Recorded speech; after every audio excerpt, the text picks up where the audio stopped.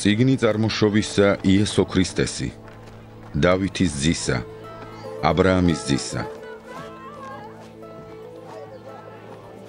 აბრაამმა შვა ისაკი, ისაკმა შვა იაკობი, იაკობმა შვა იუდა და მისი ძმანი.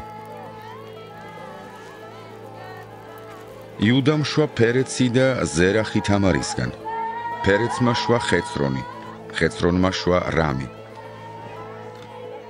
რამმა შვა ამინადაბი, ამინადაბმა შვა ნახშონი, ნახშონმა შვა სალმონი. სალმონმა შვა ბოაზი რახაბისგან, ბოაზმა შვა ობედი რუთისგან, ობედმა შვა იესე. იესემ შვა დავით მეფე, დავით მეფემ შვა სოლომონი ურიას ცოლისგან. სოლომონმა შვა რეხობოამი, რეხობოამმა შვა აბია, აბიამ შვა ასა. ასამ შვა იოშაფატი, იოშაფატმა შვა იორამი, იორამმა შვა ყუზია.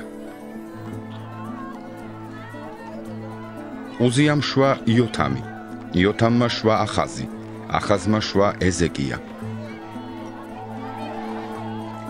ეზეკიამ შვა მენაშე, მენაშემ შვა ამონი, ამონმა შვა იოშია. იოშიამ შვა იეხონია და მისი ძმანი ბაბილონში გასახლებისი. ბაბილონში გადასახლების შემდგომ იეხონიამ შვა შეალთიელი, შეალთიელმა შვა ზერუბაბელი. ზერუბაბელმა შვა აბიხუდი, აბიხუდმა შვა ელიაკიმი, ელიაკიმმა შვა აზორი.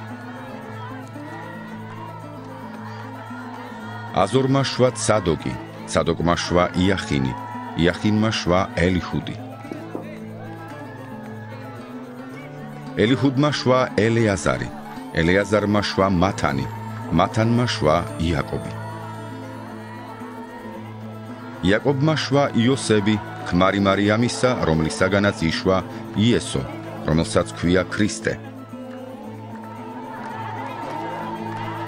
ამრიგად მთელი მოდგმა აბრაამიდან დავითამდე 14 მოდგმა, დავითიდან ბაბილონში გადასახლებამდე 14 მოდგმა, ბაბილონს გადასახლებიდან ქრისტემდე 14 მოდგმა.